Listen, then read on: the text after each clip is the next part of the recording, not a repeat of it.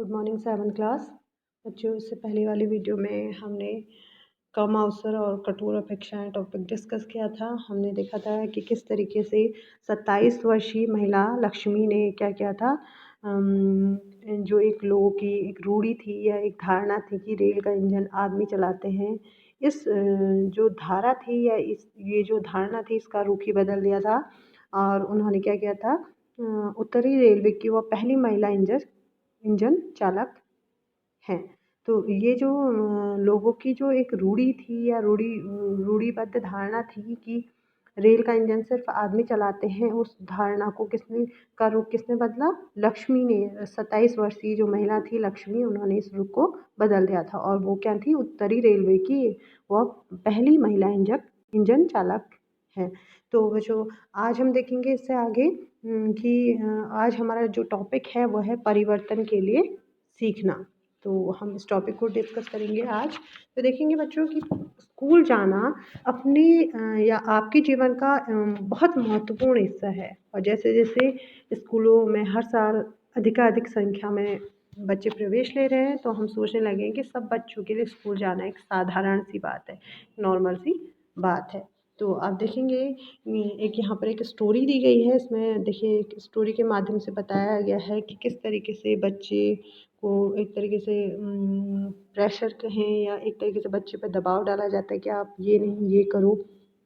यहाँ पे जेवियर है, बॉय है, लड़का है, वो अपनी 10वीं बोर्ड का परीक्षाफल देखकर खुश था। उसका बोर्ड का रिजल्ट आया और वो अपने एग्जाम रिजल्ट को देख के खुश है। लेकिन क्या है, उसके रिजल्ट में क्या है, विज्ञान और गणित में उसे बहुत अधिक अंक नहीं मिले हैं। लेकिन उसके जो पसंद के इंटरेस्ट के जो सब्जेक्ट हैं, इतिहास और भाषाओं में, उसने अच्छा किया है। जब उसके पेरेंट्स उसका रिजल्ट देखते हैं तो वे खुश नहीं होते हैं। वो कहते हैं, हे भगवान जी, वे गणित में तुम सिर्फ 65% लाए हो, भौतिक शास्त्र में भी तुम्हारे अंक बहुत कम है। तो वो कहता है, मुझे पता है माँ, पर कोई बात नहीं, क्योंकि मैं गणित और विज्ञान पढ़ना भी नहीं चाहता हूँ, मैं इतिहास पढ़ना चाहता हूँ। तो उसे कहा जाता है, तुम इतिहास पढ़ोगी? क्यों पढ़ना चाहते हो? उससे भविष्य के बारे में सोचो अपने। तुम्हें एक अच्छी नौकरी प्राप्त करनी है, इतिहास में से क्या मदद मिलेगी? इसमें कोई भविष्य नहीं है। देखिए, बच्चे को इस तरीके से उस पर प्रेशर, एक तरीके से दबाव डाला जा रहा है कि इसमें कोई भविष्य नहीं। वो कह रहा है, पर मुझे गणित और विज्ञान अच्छा नहीं लगता। उसके इंटरेस्ट की बात है। तो उसको समझाया जा रहा है कि आप समझदारी से काम लो बेटे, गणित ले लो और साथ ही साथ कंप्यूटर भी सीख लो। कंप्यूटर सीखने से क्या होगा, नौकरी आसानी से मिल जाएगी। तो स्टोरी में देखिए किस तरीके से बताया गया कि बच्चे को जो उसका इंटरेस्ट है, इंटरेस्ट के बदले उससे कहा जाए कि आप ये ले लो ताकि आपको नौकरी मिल जाएगी। तो आप समझ रहे हैं ना स्टोरी में। तो बच्चों देखिए, आप स्टोरी को पढ़कर समझ रहे हैं कि बच्चे का इंटरेस्ट किस में है, इतिहास पढ़ने में है। बट उस पर एक तरीके से प्रेशर डाला जा रहा है कि आप क्या करो, गणित और विज्ञान, या आप क्या करो, गणित ले लो और कंप्यूटर सीख लो। इससे आगे हम पढ़ेंगे। अभी हमने बताया कि स्कूल जाना एक कॉमन सी बात है, ठीक है। देखिए, पहले सब बच्चों के लिए क्या है, स्कूल जाना है। आजकल तो हम देख रहे हैं कि सारे बच्चों के लिए स्कूल जाना एक कॉमन सी बात है, या नॉर्मल सी प्रोसेस है, या साधारण सी बात है। आज हमारे लिए कल्पना, हम इमेजिन भी नहीं कर सकते, कल्पना करना भी कठिन है कि कुछ बच्चों के लिए स्कूल जाना और पढ़ना पहुँच के बाहर की बात या अनुचित बात भी मानी जा सकती है। हम तो जाते हैं, बट कुछ बच्चों के लिए ऐसा भी है। परंतु अतीत में लिखना और पढ़ना कुछ ही लोग जानते थे। अगर हम पास में जाएं, अतीत में जाएं, तो हम देखेंगे कि वहाँ पर बहुत कम लोग को पढ़ना लिखना जानते थे। अधिकांश बच्चे वही से काम सीखते थे जो उनके परिवार में होता था। नॉर्मल सी बात है, जैसा उनके फैमिलीज में होता था तो वही काम वो सीखते थे।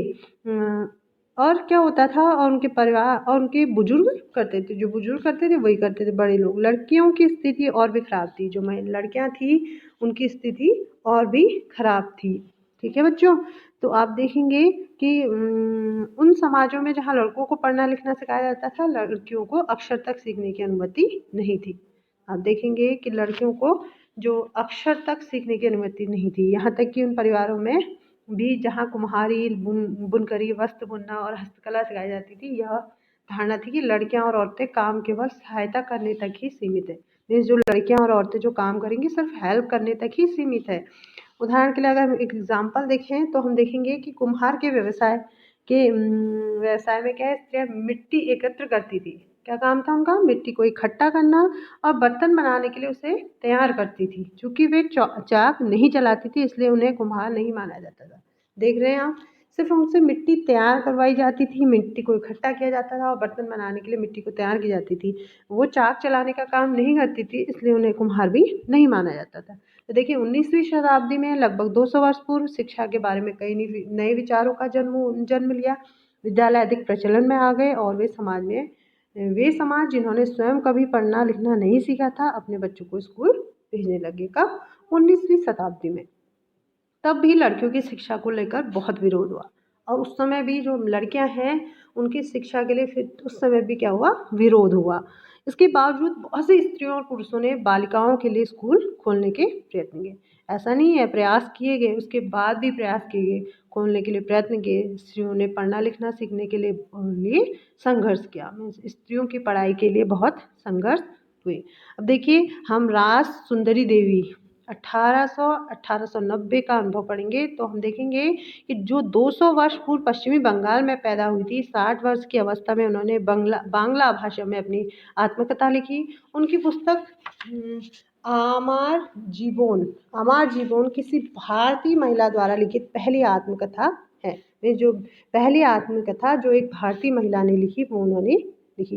राज सुंदरी देवी एक धनवान जमींदार परिवार की गृहिणी थी। देखिए अब वहाँ पर भी क्या है, वो धनवान जमींदार परिवार की क्या है, गृहिणी थी। उस समय लोगों का विश्वास था कि यदि लड़की लिखती पढ़ती है तो वह पति के लिए दुर्भाग्य लाती है। अब देखिए कैसी धारणा थी, कैसी रूढ़ियाँ थी उस समय कि अगर लड़की ज़्यादा पढ़ी लिखी होगी तो वो पति के लिए क्या लाएगी? दुर्भाग्य लाती है और विधवा हो जाती है। ऐसी धारणाएं उस समय थी। इसके बावजूद उन्होंने अपनी शादी के बहुत समय बाद स्वयं ही छुप छुप कर लिखना पढ़ना सीखा। उनकी शादी हुई और शादी के जबकि लोगों की ऐसी धारणा थी उस समय, लोग ये मानना था कि ज़्यादा पढ़ी लिखी महिला लड़की क्या होती है? पढ़ती लिखती है तो वो दुर्भाग्य लाती है। इसके बावजूद भी उन्होंने अपनी शादी के बहुत समय बाद छुप छुप कर लिखना पढ़ना सीखा। तो वो बता रही हैं कि मैं अत्यंत सवेरे ही काम करना शुरू कर देती थी। उधर आधी रात हो जाने के बाद भी काम में लगी रहती थी। बीच में भी विश्राम नहीं करती थी। उस समय मैं केवल 14 वर्ष की थी। मेरे मन में एक अभिलाषा पनपने लगी, मैं पढ़ना सीखूंगी। एक धार्मिक पांडुलिपि जो हमने 6 में पढ़ा, पांडुलिपि पढ़ूंगी। मैं अभागी थी। उन दिनों स्त्रियों को नहीं पढ़ाया जाता था। बाद में मैं स्वयं ही अपने विचारों का विरोध करने लगी। मुझे क्या हो गया? स्त्रियाँ पढ़ती नहीं हैं, फिर मैं कैसे पढ़ूंगी? मतलब एक मन में जो धारणा थी, एक रूढ़ी थी, औरतें नहीं पढ़ती हैं तो मैं कैसे पढ़ूंगी? मैं अपना भी विरोध करने लगी, कह रही है। फिर मुझे एक स्वप्न आया, मैं चैतन्य भागवत एक संत हैं उनका जीवन पढ़ रही थी।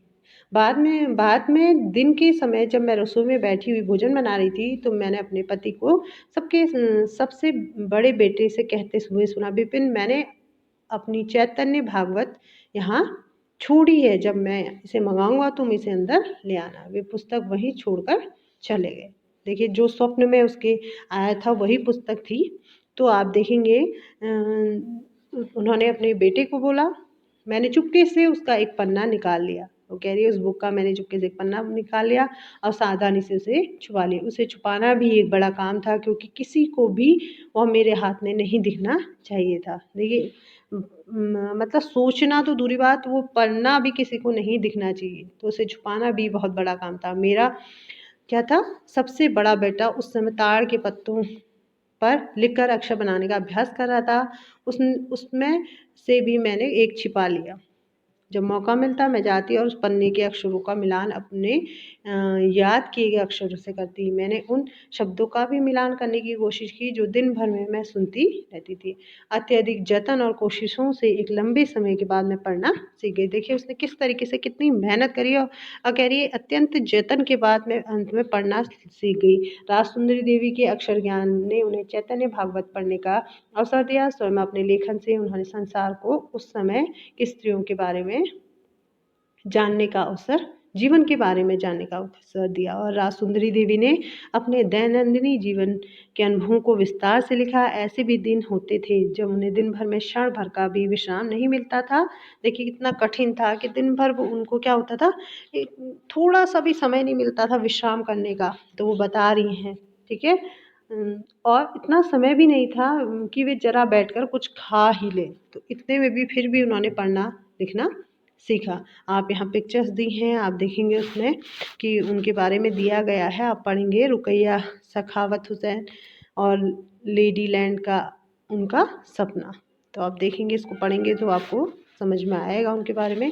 आगे बच्चे आप देखेंगे यहाँ पे एक पिक्चर दी गई है, उसमें दिया गया है कि राजसुंदरी देवी और रुकैया हुसैन जिन्हें पढ़ने लिखने की अनुमति नहीं मिली थी की स्थिति के विपरीत वर्तमान समय में भारत की बड़ी संख्या में लड़कियां स्कूल जा रही है। उस समय जबकि पढ़ने की स्थिति उनको अनुमति नहीं मिली थी, उसके विपरीत स्थिति में देखें तो वर्तमान समय में, आज के समय में आप देख रहे हैं बहुत सारी बहुत ज़्यादा संख्या में लड़कियां क्या करिए स्कूल जा रही है। इसके बावजूद भी बहुत सी लड़कियां गरीबी और शिक्षण की सुविधाओं के अभाव और भेदभाव के कारण स्कूल जाना छोड़ देती हैं।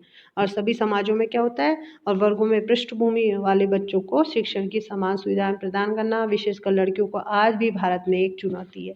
आज के समय में भी भारत में एक ये चुनौती है लड़कियों को, विशेषकर लड़कियों को ये शिक्षण की समान सुविधाएं प्रदान करना लड़कियों के लिए है, आज भी भारत में एक चुनौती है। तो बच्चों आपको समझ में आया होगा कि राजसुंदरी देवी ने किस तरीके से पढ़ना लिखना सीखा और उन्होंने क्या किया, चैतन्य भागवत पढ़ने का उन्हें अवसर दिया गया। जब उन्हें अक्षर ज्ञान हो गया तो राजसुंदरी देवी ने अक्षर ज्ञान ने उन्हें चैतन्य भागवत पढ़ने का अवसर दिया। तो बच्चों आज के लिए इतना ही। नेक्स्ट वीडियो में हम इससे आगे डिस्कस करेंगे।